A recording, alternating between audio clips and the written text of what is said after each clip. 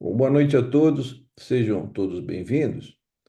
Hoje a gente está dando seguimento ao estudo do livro Libertação e a gente vai dar seguimento hoje no terceiro capítulo, né, cujo tema é entendimento. Hoje a gente vai ter o Dr. César Cardoso aqui que vai fazer a apresentação do capítulo e depois, como de costume, a gente vai fazendo aquele bate-papo, depois do término aqui da apresentação do capítulo. Tá bom? Fica à vontade, César. Bem, boa noite a todos. É um grande prazer estar aqui conversando com vocês a respeito do capítulo 3, né, o entendimento do livro Libertação.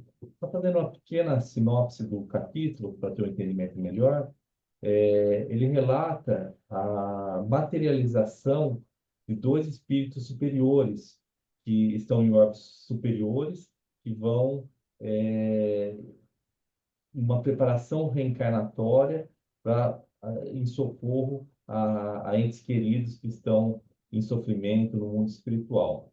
Então, o capítulo 3 começa com ele falando, o André Luiz, né, que é admirável pensar, aventurei respeitosamente, se formam verdadeiras expedições de nossa esfera para atender a simples caso de obsessão. Os homens encarnados não suspeitam a extensão dos cuidados que despertam em nossos cuidados de ação. Muitas vezes a gente não para pensar o quanto a espiritualidade influencia a nossa vida, as nossas decisões, e aqui ele está reforçando isso, explicando o quanto a espiritualidade é, nos cuida, né?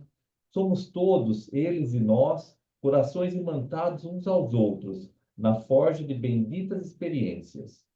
No romance evolutivo e redentor da humanidade, cada espírito possui capítulo especial, ternos e ríspidos laços de amor e ódio, simpatia e repulsão, acorrentam-nos reciprocamente. As almas corporificadas na próstata guardam-se em passageiro sono, com esquecimento temporário quanto às atividades pregressas, né?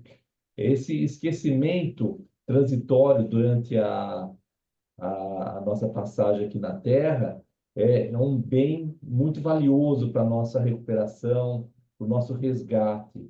Porque caso não ocorresse esse esquecimento, seria muito difícil a gente conseguir o resgate de muitos dos nossos débitos passados. Os homens não se acham sozinhos na estreita senda de provas salutares em que se confinam. A responsabilidade pelo aperfeiçoamento do mundo compete-nos a todos. Olha que interessante, eu até grifei aqui essa frase para a gente ver o quanto nós somos responsáveis pelo aperfeiçoamento do mundo, por essa evolução de todo o planeta Terra, através da ação de cada um buscando o seu melhor, buscando a sua evolução, nós acabamos por propiciar uma evolução de todo o mundo. Daí ele continua no capítulo, né? A essa altura da instrutiva conversação, chegamos a gracioso templo. Nesse doce recanto, consagrado à materialização de entidades sublimes, a luz suave da noite, calma, como que se fazia mais bela. As vibrações constantes das preces, aí emitidas por vários séculos, tinham criado em torno de edificação prodigioso clima de encantamento. Então, é um local em que se realizam as materializações. Então, é um templo, né, em que se faz muitas orações, então tem pensamentos positivos, tem boas energias. Então, o local é todo preparado para que realmente ocorra essa materialização. A gente vê que tudo tem um preparo, né? Melodia celeste, derrama-se a surdina e as flores delicadas do átrio pareciam corresponder aos sons cristalinos, variando no brilho e na cor, quase que imperceptivelmente. A gente vê nos vários relatos dos livros de André Luiz a importância das canções, né, das músicas, para a preparação do ambiente. Que a gente possa levar isso para o nosso dia a dia também, é, escolhendo músicas salutares, músicas com boas vibrações, a cor também, né? A cromoterapia, o quanto isso é importante para a preparação do ambiente, para que nós tenhamos um ambiente mais leve, mais tranquilo, no nosso dia a dia mesmo. Soube de imediato que duas irmãs ali se achavam com o objetivo de receber instruções de serviço para as esferas mais baixas. Os doadores de energia radiante, médiums de materialização em nosso plano, se alinhavam não longe em número de 20. Então, olha lá, também para ocorrer a materialização no mundo espiritual, precisa de doadores de ectoplasma, doadores de energia, para que realmente ocorra. E lá tinha cerca de 20 médios de materialização para que realmente a materialização pudesse ocorrer. E logo após a prece, formosa e espontânea, pronunciada pelo responsável mais altamente categorizado na instituição, eis que a tribuna doméstica se ilumina. Esbranquiçada a nuvem de substância leitosa brilhante, adensa-se em derredor, e pouco a pouco, desse bloco de neve translúcida, emerge a figura viva e respeitável de veneranda mulher. Indizível serenidade caracteriza-lhe o olhar simpático e o porte de uma dona antiga repentinamente trazida à nossa frente. Aqui, então, é uma imagem do que seria essa reunião. Aqui, à direita, os médios de materialização, né, fazendo a doação de energia. Aqui, o grupo em que André Luiz está fazendo parte. E aqui a senhora que foi materializada. Mãe querida, clamou uma delas, com tal inflexão de voz que nos cortava as fibras mais íntimas. Ajuda-me a falar-te. A saudade longamente reprimida é um fogo que consome o coração. Auxilia-me. Não me deixes perder esse doce e divino minuto. A nobre senhora, que descera da tribuna, erguendo as filhas e acolhendo-as nos braços, exclamou com acento consolador na voz, sem lágrimas, não obstante a visível melancolia. Não se suponham sozinhas no conflito doloroso. Desculpemos o papai infinitamente e colaboremos por restituí-lo à terra firme da luz. Então tá a mãe e as duas filhas ali para uma atividade de socorro a esse pai. O pai, então, durante a vida terrena, ele envenenou um parente, um sobrinho, para conseguir a riqueza material, que ofereceu educação e conforto na esfera carnal. Tanto a esposa quanto as filhas não sabiam de nada disso, desse assassínio, mas ele carregou isso por cerca de 40 anos. Aqui, ó, viveu durante 40 anos consecutivos entre o remorso e o sofrimento, psiquicamente sintonizado com espíritos maliciosos e vingativos. Daí ela volta a falar, né? Tornaremos, contudo, ao campo de luta regeneradora e benfazeja. Que vale para nós a paisagem celestial sem a libertação daqueles que amamos? Então, os nossos laços de carinho, de amor, eles não se extinguem com a morte física. Na verdade, eles continuam e até se fortalecem. E aqui uma reflexão que essa esposa, ela não consegue deixar aquele o marido, que por mais que ele tenha feito mal, tenha cometido um assassinato, mas ela está na preocupação de libertá-lo, tá? E ela até fala do que vale para nós a paisagem celestial, você está no céu, né? Sem a libertação daquele que amamos. Então, é importante para não deixar ninguém para trás, tá? Sempre a gente está na busca de auxiliar os nossos entes queridos. Receberei Antônio, o sobrinho envenenado, em meus braços maternos, reaproximando de Cláudio, através da cordialidade e de respeito vividos em comum. Então, essa senhora, ela está na preparação reencarnatória para vir novamente como esposa do Cláudio, mas para trazer o Antônio, que foi sobrinho, que foi assassinado, como filho de ambos, para que através do amor paternal eles consigam resgatar todas as dificuldades que foi criado com esse assassinato. Ensinar-lhe-ei com alegre ternura a pronunciar o nome de Deus e a desfazer as pesadas nuvens de revolta que lhe empanam a vida íntima. Olha aqui a importância da vida no plano material, né, para o resgate, porque muitas vezes eles estão em dificuldades, estão em planos diferentes no mundo espiritual e um tem muita dificuldade de ajudar o outro. Mas quando eles reencarnam todos aqui no plano terrestre, é quando há a possibilidade de resgate. Comprometi-me a acolher também no tabernáculo materno as 6 criaturas desviadas do bem, às quais se apegou, desvairado nas regiões inferiores.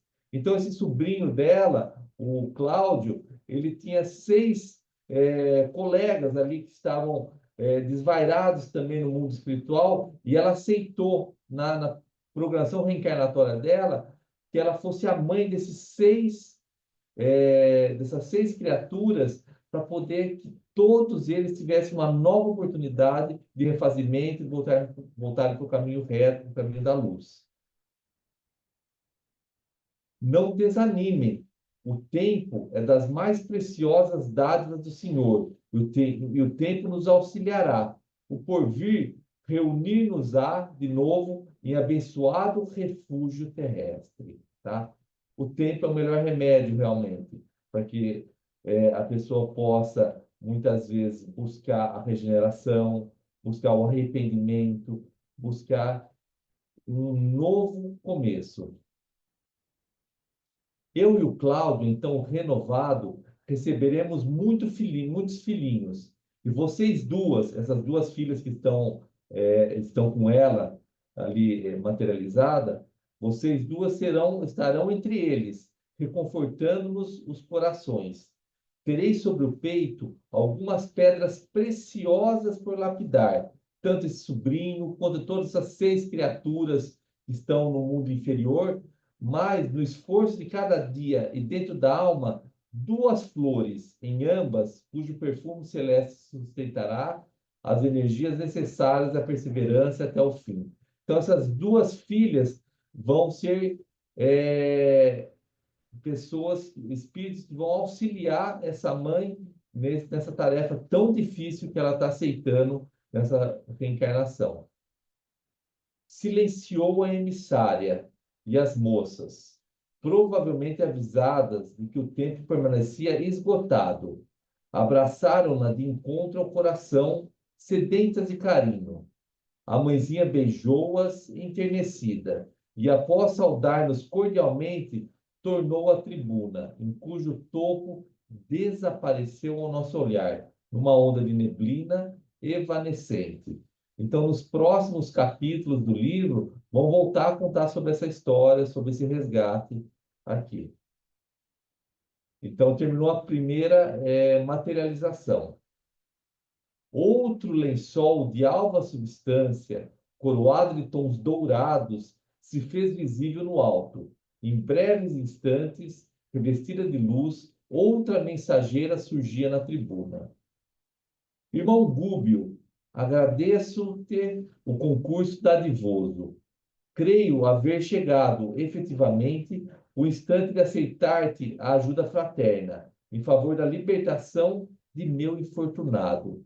Espero há séculos pela renovação e pela penitência dele. Aquilo que eu falei em relação ao tempo, né? Olha, ela está esperando há séculos pela renovação, por essa nova oportunidade de estar junto a esse ente infortunado. Impressionado pelos imensos recursos do poder, no passado distante, cometeu hediondos crimes da inteligência.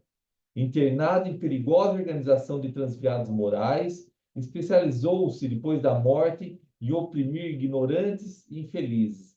Por isso que ele está há séculos e séculos sofrendo, porque realmente ele se desviou para o caminho do mal. chefia condenável falange de centenas de outros espíritos desditosos, cristalizados no mal e que lhe obedecem com deplorável cegueira e quase absoluta fidelidade. Olha isso, há 50 anos, porém já consigo aproximar-me dele mentalmente. Olha a dedicação dessa senhora. Recalcitrante e duro, a princípio, Gregório agora experimenta algum tédio, o que constitui uma bênção nos corações infiéis ao Senhor. Parece que é uma mensagem uma coisa tão pequena, né? Ele só sentiu tédio, mas o quanto isso já demonstra uma melhora, tá? De que ele realmente pode sair dessa vida que está levando. Já lhe surpreendo no espírito rudimentos de necessária transformação. Ainda não chora sob o guante do arrependimento benéfico e parece-me longe do remorso salvador.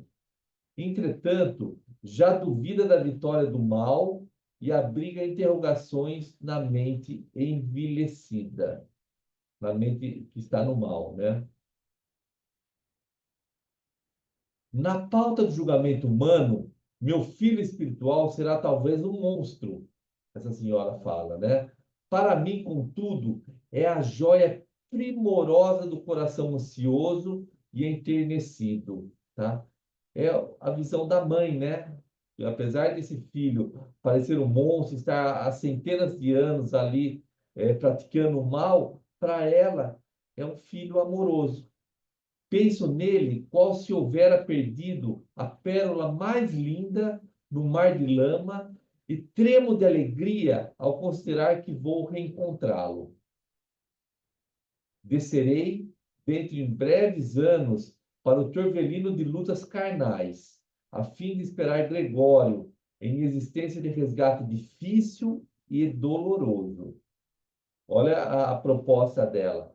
Educá-lo-ei sobre os princípios superiores que regem a vida. Crescerá sob minha inspiração imediata e receberá a prova perigosa e aflitiva da riqueza material.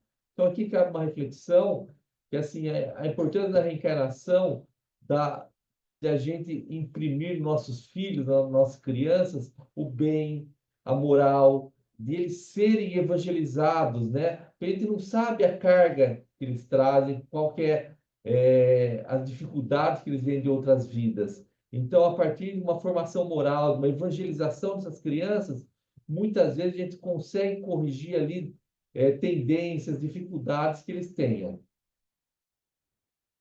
E receberá a prova perigosa e aflitiva da riqueza material. Muitas pessoas acham, né, que é uma dádiva você ter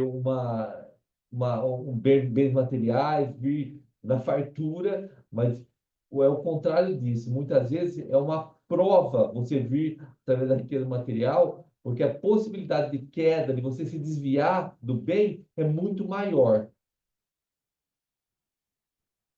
É de nosso plano que ele acolha, no curso do tempo, em labor gradativo, a extensa legião de servidores viciados que hoje o seguem e a ele obedecem, a fim de encaminhá-los. Olha a responsabilidade dele, né? E realmente, assim, guiar esses irmãos que estão hoje sobre o domínio dele, tanto encarnados quanto desencarnados, mas ele padecerá calúnias e vilipêndios. Será muita vez humilhado à face dos homens. Conhecerá, depois de experiências inquietantes, a deserção dos falsos amigos, o abandono, a miséria. Olha lá, ele veio com a prova da riqueza material, mas vai passar também pela miséria, a enfermidade, a velhice e a solidão. E essa mãe, né?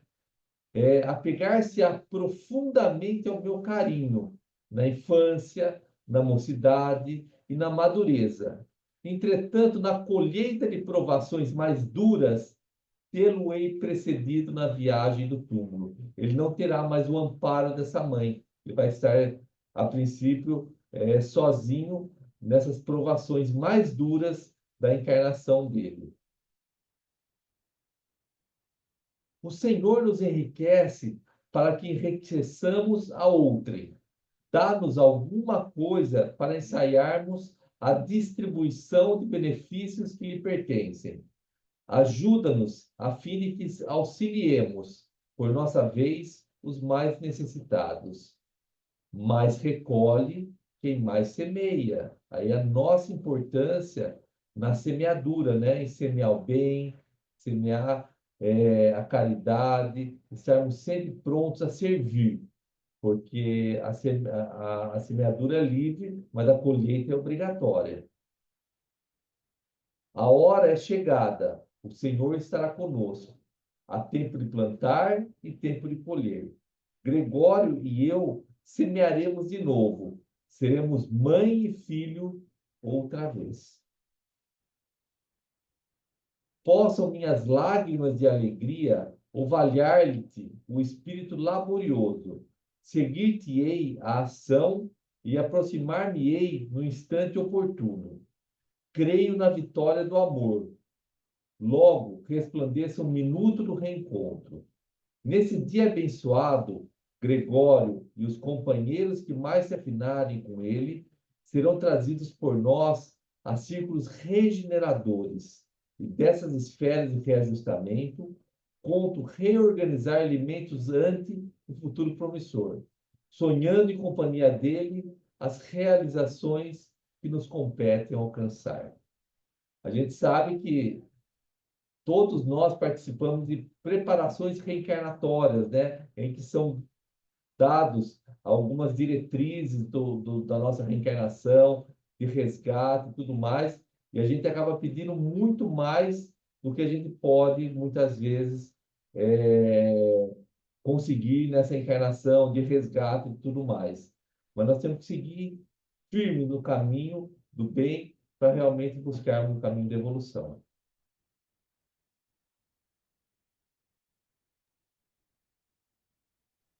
É, ótimo, César.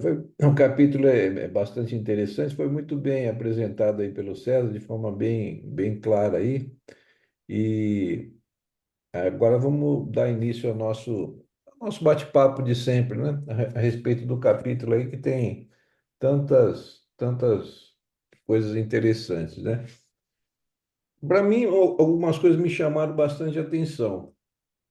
A primeira é um trecho que diz assim: no romance evolutivo e redentor da humanidade, cada espírito possui capítulo especial. Ternos e ríspidos laços de amor e ódio, simpatia e repulsão acorrentam-nos reciprocamente. As almas corporificadas na crosta guardam-se em passageiro sono com esquecimento temporário quanto às atividades pregressas. Então, assim, mostra como todos nós estamos interligados, né? As nossas relações, principalmente no núcleo da família, né, onde tudo começa, nada é o acaso, né? Todas essas relações que nós temos, elas têm um cunho de anterioridade à nossa existência atual, né? Então, são relações de amor e relações de ódio, né? Que a gente está aqui para se reajustar. Então, todas as nossas, é, ah, as nossas relações, né? Nada é por acaso, né?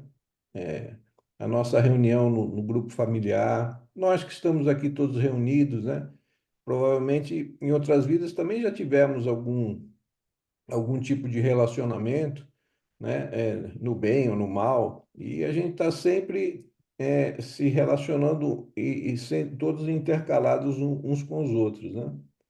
Um outro trechinho aqui breve que me chamou a atenção é o seguinte, ela diz assim: os homens não se acham sozinhos na estreita senda de provas salutares em que se confinam. A responsabilidade pelo aperfeiçoamento do mundo compete-nos a todos. O César já chamou atenção anteriormente para esse trecho, né? E tem uma frase no Evangelho, que essa frase ficou assim marcada em mim, me marcou muito. Eu guardo ela sempre, que no Evangelho diz o seguinte: o homem tem que herdar do homem, porque coletivos são os trabalhos terrestres. Então, assim, é Deus que vai atuando através dos próprios homens, né? Então a gente vê essa mãe que está, vamos dizer assim, atuando no resgate desse filho, né? Aquela esposa, né, no resgate do marido que se comprometeu num passado, né, vamos dizer, pouco, pouco digno, né? Então, assim, Deus vai atuando através de nós mesmos, né? Uns com os outros, uns se ajudando aos outros. É a escada de Jacó, né? Aquele, quem está no degrauzinho puxa o que está no degrau de baixo e é puxado por aquele que está no degrau de cima, né? Essa, essa alegoria da escala de Jacó mostra bem, né, como nós todos estamos assim interligados e dependentes dos outros, né?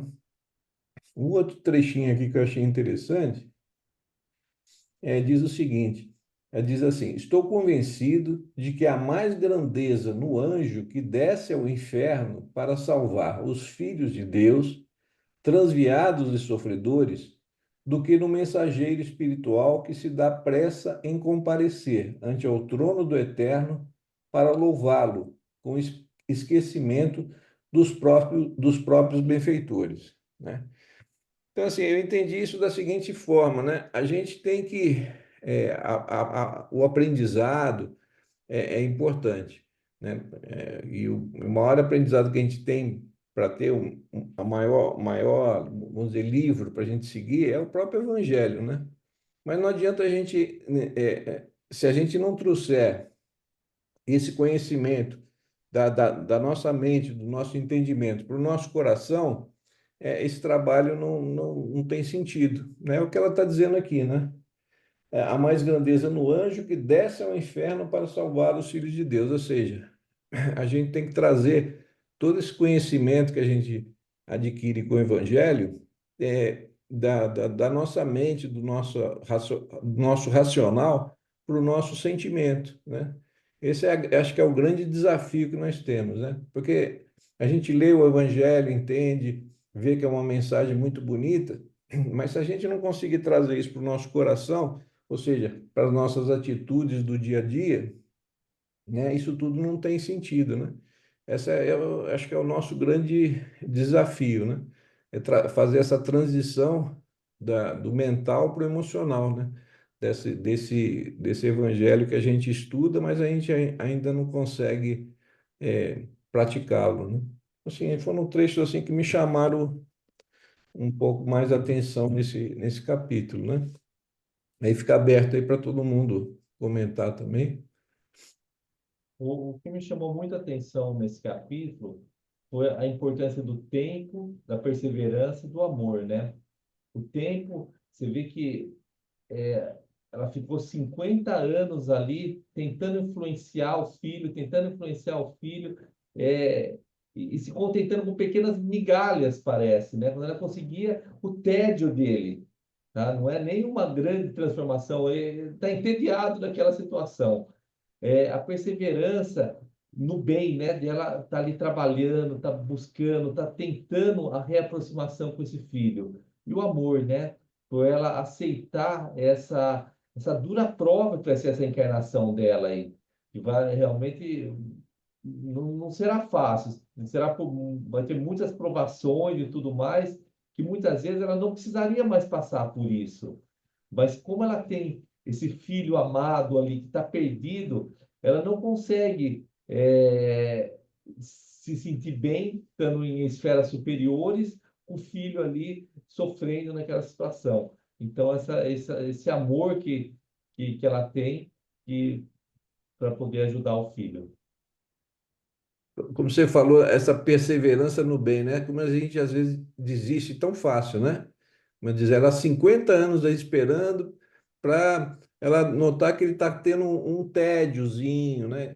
E às vezes a gente já desiste logo, não tem jeito, e já desiste de uma situação de tentar, né? A gente desiste às vezes muito fácil das nossos objetivos, né? Das nossas.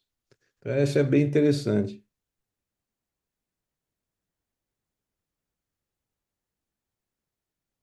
Alguém quer comentar mais alguma coisa aí?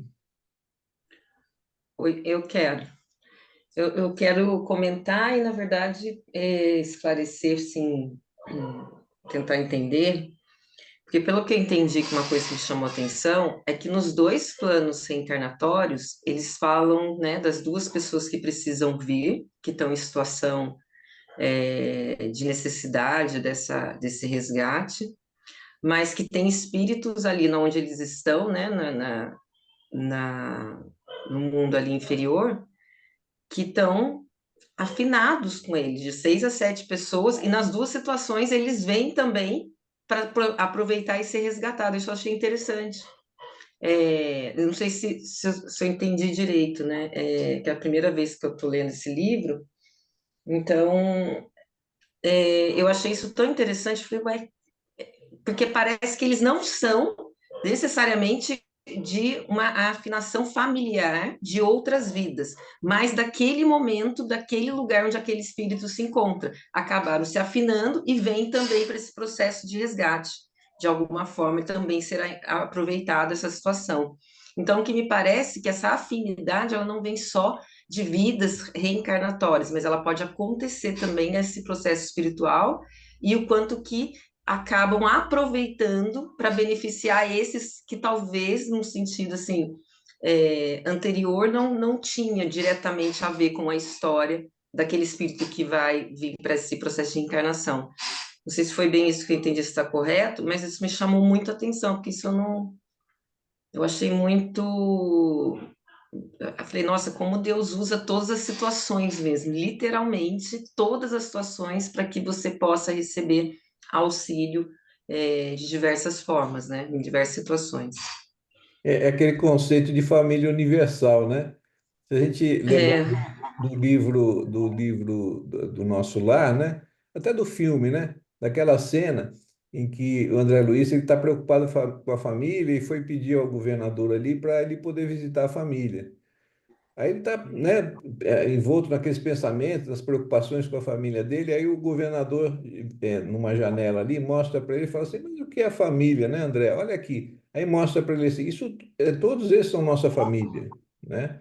Quer dizer, a visão do espírito mais superior, ele não se prende mais só àquele círculo temporário de uma reencarnação e tal. É o conceito de família universal mesmo, né? Que um dia a gente vai chegar lá, né? e a outra coisa que o doutor César falou, que ele ressaltou aí bem, que eu achei sensacional também, né?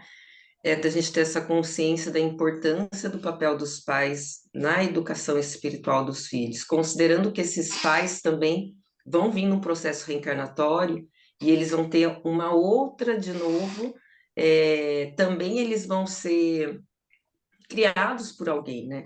Então, eles vão passar pelo próprio desafio, que vai ter o esquecimento, e diante de faltas, alguma coisa que aconteça na infância, quando se tornarem pais, ainda assim responsável por o que virá depois na vida deles, né? Quanto o filho estiver ali na vida, a importância que ele vai ter, em cima ali daquele espírito, na educação espiritual daquele ser. E eu acho que isso é uma coisa muito importante a gente ressaltar, né? Porque hoje em dia a gente tem visto tanta coisa acontecendo, essas famílias que estão. A gente perdeu um pouco, né? Essa questão da hierarquia, a questão do respeito, ela tem faltado muito, parece que nos tempos agora isso tem ficado mais evidente. E o quanto que a gente precisa trabalhar em cima desses conceitos da importância familiar. Porque a quantidade de tempo que foi colocado aqui, né? Que o doutor colocou, até o tempo que essa mãe levou, né, 50 anos só para aproximar, e séculos que ele está ali já naquela situação, né? Então, esse momento é um momento muito precioso e importante, né? Que a gente pode considerar que se não der certo, ele pode voltar e ficar mais esses 50 anos lá de novo, ou piorar, e volta para o mundo espiritual e fica na mesma condição, até pior. Então, a gente trabalhar esse conceito familiar cada vez mais, né, esse entendimento, a importância de fato nesse quesito, para que essas situações elas sejam de fato muito bem aproveitadas, né, quando a gente está aqui com nossos filhos, né, a gente dimensionar o tamanho do nosso papel na educação deles, né, moral e espiritual. Parabéns ao Que res- doutor, esqueci até de falar, foi muito bem Obri- colocado tudo. Obrigado. Mas que responsabilidade que nós temos, né? Como pais, como educadores que somos, ali na educação moral das crianças mesmo. E, como você falou, a questão da hierarquia, do respeito, que infelizmente está se quebrando isso, está se deixando um pouquinho de lado, mas cada um faça a sua parte, né? Na sua casa, na sua família, tente fazer o melhor ali para que essas crianças tenham realmente o respeito, a formação moral, para que realmente elas consigam aproveitar essa encarnação. Para quando forem pais, eles tenham bons princípios.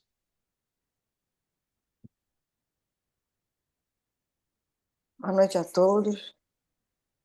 Foi muito bem apresentado, César. É um capítulo muito bonito, né? A gente poder refletir sobre a história desses dois casos que ele retrata, né? Logo no início do capítulo, me chama muita atenção, a gente vê essa postura do Gubi um pouco humilde, né?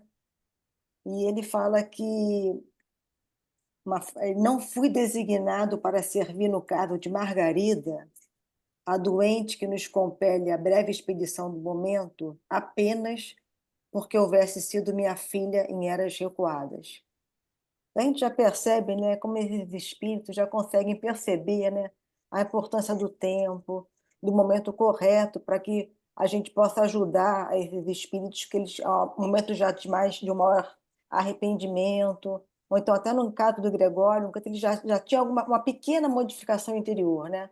Então ele já percebe, né, essa imparcialidade da justiça divina, né? Que tudo tem que ter o seu tempo para que ocorra. Outra coisa que chama muita atenção nesses dois casos que ele fala aí, nesse primeiro, esse drama familiar dessa senhora com essas duas filhas, né? Esse marido, na vida anterior, ele cometeu um crime, né? E apesar de ter cometido um crime, elas não conheciam, não sabiam desse fato, ele foi um bom pai, né? Ele foi um bom marido, ele teve uma família dentro daquele contexto de harmonia para elas, né? Então a gente percebe que a gente vive ainda essa dualidade, né? A gente não, a gente ainda erra muito, a gente ainda tropeça muito, né? Então a gente também tem que ter esse olhar, né? Que todos nós estamos em evolução, é como a gente comete erros, né? É o mesmo caso do capítulo do livro anterior, do avô do André Luiz, em que ele diz que o avô prejudicou a irmã para ter um dinheiro, e o André Luiz ficou sabendo depois, na espiritualidade, que foi com aquele dinheiro que ele acabou conseguindo se formar, com aquela ajuda financeira, né? E como a gente está, que nem ele fala, imantado uns aos outros, né? Que o Cone e o César falam muito bem, né? Que a gente vai sempre, enquanto tem um coração que nos é caro, como a gente vai sempre atrás, como a gente vai sempre procurar, né? Esses familiares, esses espíritos que nos foram importantes, né? É que nem o Emmanuel fala, o bem que praticas em qualquer lugar será o teu advogado em toda parte. Então, acho que é importante e a gente vê a família, né? Esse local onde o amor sempre tende a prevalecer e onde esses desajustes que todos nós temos, né? Tendem a se harmonizar, né? A importância da família, a importância desse local para nós nos ajustarmos, né?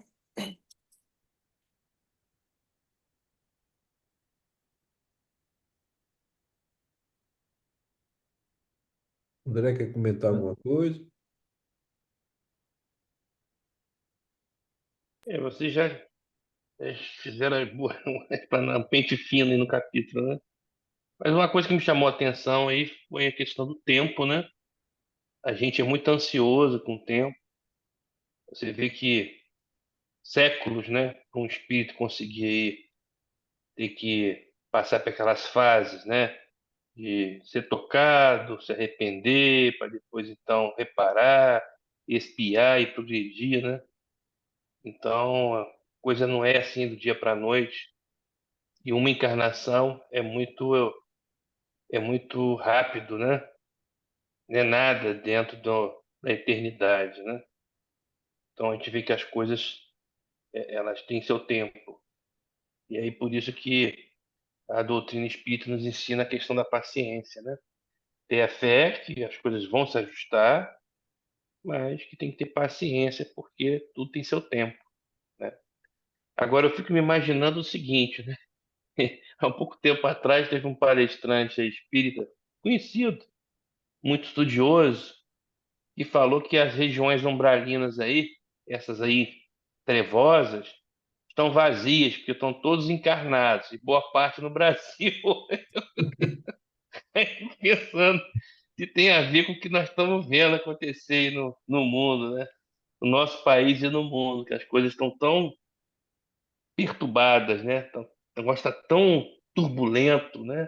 A cada dia a gente vê coisas assim, é guerra, é um fanatismo, de um lado um fanatismo pelo materialismo, né? Poder, dinheiro, domínio, do outro lado um fanatismo religioso, né? E a gente pensa que já passou, passou nada, né? Existe ainda com todo o vigor distribuído aí pelo mundo, né? Então a gente vê situações tão complicadas que estão acontecendo no mundo e pode ser que realmente tenha a ver com isso, né? Que são esses ápices de transição planetária, acontece isso, né? Esses espíritos mais cristalizados do mal, eles vêm como uma oportunidade para ver se conseguem, né? Se redimirem, né? Pelo menos se arrependerem, e muitas vezes acabam fracassando nos mesmos vícios. E talvez isso seja uma forma também de a gente tentar compreender melhor tudo que está acontecendo no mundo hoje, né? Essa Mas questão sabe de... uma coisa que o André está falando, me fez lembrar que, ao mesmo tempo, quando o Dr. César falou sobre, que vocês estavam comentando sobre o quanto que a gente não pode só racionalizar em cima desses do evangelho, mas de fato a parte afetiva, o quanto tem que ser transformada, e é a parte mais desafiadora de fato, mas também nunca se ouviu falar tanto em mente, em valores, né, em pensamentos positivos como nós estamos vendo. Então, eu acho que também tem esse equilíbrio, né, que não é por acaso, que vem com tudo agora também, esse tipo de conhecimento que você vê hoje pessoas assim. Eu estava assistindo um jovem, que eu não sei qual é o nome dele, mas jovem mesmo, menino deve ter uns 20 anos. Esse menino estudando sobre pensamento, falando sobre pensamento, falando que não existe a questão, que o problema das religiões é o quanto ela é perigosa enquanto dogmática, e que a gente tem que abrir essa cabeça para aceitar todos, respeitar todos, e vai ver que tem pontos iguais em todas as religiões. E você fala, nossa, tão jovem, tão interessado, e já sabendo trabalhar a mente, sabendo como funciona a questão do pensamento. Então, eu tenho visto muito isso, a gente pode ver muito isso, né? Então, essa dualidade que a Cláudia falou, que acho que é isso que o André está colocando, tanta coisa acontecendo, é época de transição, e a gente sabe que acontece bastante coisa, mas, em contrapartida, a gente nunca viu também desse lado quanto que está vindo estudo e quanto que está aí à disposição de todo mundo, que a gente tem essa oportunidade. Daí eu acho que é uma questão mais assim, da gente ter consciência de escolha, e o que falou no capítulo passado, a importância da gente trabalhar essa questão de da gente querer, né? Você fazer a escolha e manter, né? Trabalhar essa força de vontade, né? O conhecimento está aí, nós vamos começar estamos estudando mais a fundo agora, digamos assim, a humanidade a respeito da importância desse tipo de pensamento e tudo, mas a força de vontade é fundamental, né? O que que a gente escolhe? Ficar do lado aí de todos os acontecimentos ruins, quando ela está colocando, ou também nos darmos uma oportunidade, né? De sem desculpa e sem culpa, né? Fora também, então vamos buscar e vamos ver o que que pode ser melhorado, pelo mental, pelo menos, né? Que é o que está todo mundo vendo aí. E acaba chegando no espiritual as falas, né? Então, acho que são os dois lados também tão bem evidentes hoje, né? Essa questão aí que o André tocou, a Cláudia e o César, do tempo, né? como a gente é imediatista, né? Nesse capítulo a gente vê assim, a gente quer tudo para agora, né? Senão não serve, né? É assim, que nem como a gente ainda tem que desenvolver muita paciência, né? Essa senhora aí, há 50 anos eu estou esperando isso, né? E como a gente ainda, a paciência é uma virtude que ainda a gente está longe ainda de conquistar, né? A gente não, quer tudo para agora e quando não consegue a gente desiste, né? Esse exemplo dessa senhora aí, né, que está ali, o filho está ali séculos, e, né, esses últimos 50 anos, como a gente quer tudo agora, e quando não consegue, a gente já desiste, a gente abandona, já larga as coisas, né? Um comportamento ainda bastante infantil que a gente tem, né? Igual criança, né? Ah, eu quero agora, chora, se a gente não tem aquilo que a gente quer, a gente já larga a mão do brinquedo e vai procurar outra coisa, né? É bem típico nosso aí. É verdade. Eu acho que também esses ensinamentos que as obras de André Luiz nos traz é para a gente também alinhar as nossas expectativas, né? Muitas vezes a gente cria expectativas que não conferem com a nossa realidade, nem a nossa realidade pessoal ainda, e nem a realidade coletiva. E poder a gente entender ainda como que o mal ainda predomina, porque é o tempo nosso ainda, né? Então, embora a gente esteja aí, né, nesse período de transição, mas a gente também não sabe quanto tempo que leva para a gente realmente iniciar a nova chamada nova era, ou era nova, né? Um mundo de regeneração, onde nós vamos entrar num período de convalescência, né? A coisa vai dar uma acalmada, né? As previsões aí, talvez para daqui a uns 30 anos, talvez, né? Mas é isso aí. Então a gente tem que estar com as nossas expectativas também alinhadas, para a gente não ficar tão frustrado e tomar cuidado para a gente também não desanimar, né? Embora eu sei que para a gente, né, 20, 30, 40, 50 anos significa a nossa encarnação atual, né? Não sei nem se nós estaremos aqui encarnados para ver o início da nova era, mas ela vai acontecer, né? E a gente tem que, se a gente conseguir incorporar essa visão do mais além, né, se desprender um pouco da questão material, a gente talvez sofra menos, né, tenha menos angústia, ansiedade, né? Eu acho que são sentimentos e transtornos que nós estamos vivendo assim de maneira muito aflorada na atualidade, né? Tá todo mundo vivendo muito isso, né? Essa angústia, essa ansiedade, esse medo, às vezes um desespero, né? Às vezes bate o desânimo, né? A melancolia e por aí vai, né? E que é o que hoje está refletindo na saúde mental das pessoas, né? Nós não estamos saudáveis mentalmente, a sociedade de uma maneira geral. É isso aí. Alguém quer fazer mais algum comentário? Não? Então, agradecer o César aí para trazer o capítulo aí para a gente de forma tão clara, né? Tão boa, as reflexões aí de todo mundo também. E a gente vai dar seguimento daqui a 2 semanas.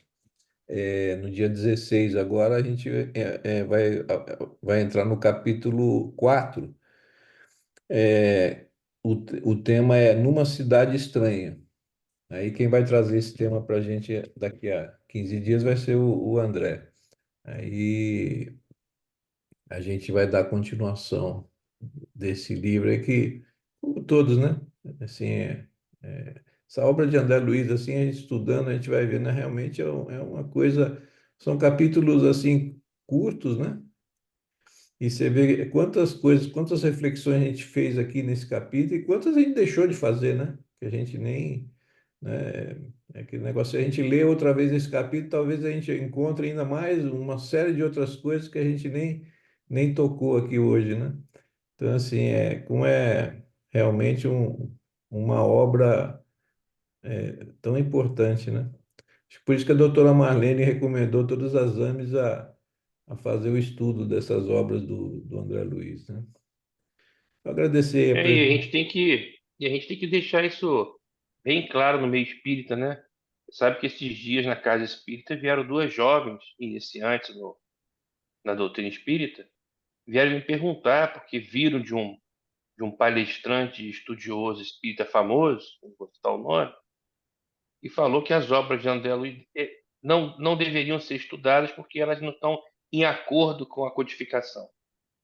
Quer dizer, o que a gente ouve também de absurdos é uma coisa impressionante, né? Mas tem que tomar cuidado com isso. A gente tem que esclarecer, principalmente essa mocidade que está se interessando, porque eu tenho visto jovens na casa espírita ultimamente. É uma coisa até interessante, né? É um lado bom aí que a gente tem que enxergar também. Tem muito jovem perdido, mas tem muito jovem buscando luz, buscando a espiritualização. E aí, sem dúvida nenhuma, a gente alertar sobre esses equívocos, né, de alguns companheiros da doutrina espírita que ficam deturpando as coisas e coisas assim, alicerces, né, da doutrina que a gente tem que tomar, que a gente não pode se omitir, né? E a gente tem que falar abertamente a todas as oportunidades que a gente tem. Isso aí está frequente, né, André? A gente tem visto aí muito falar que Kardec já está meio superado, que precisa ser atualizado, que as obras do Chico também precisam sofrer mudanças. Quer dizer, isso aí a gente já sabe que é a própria infiltração querendo desvirtuar as coisas, né? A gente tem que Foi ter, avisado, né? Os né? ataques ao espiritismo foi É, avisado. né? A todas as religiões, né? Você vê que todas estão sendo atacadas. Mas no fim vai, Jesus está na frente de tudo aí. Então, agradecer a todos. Aí, alguém quer fazer a prece de encerramento? Flaviana, Cláudia,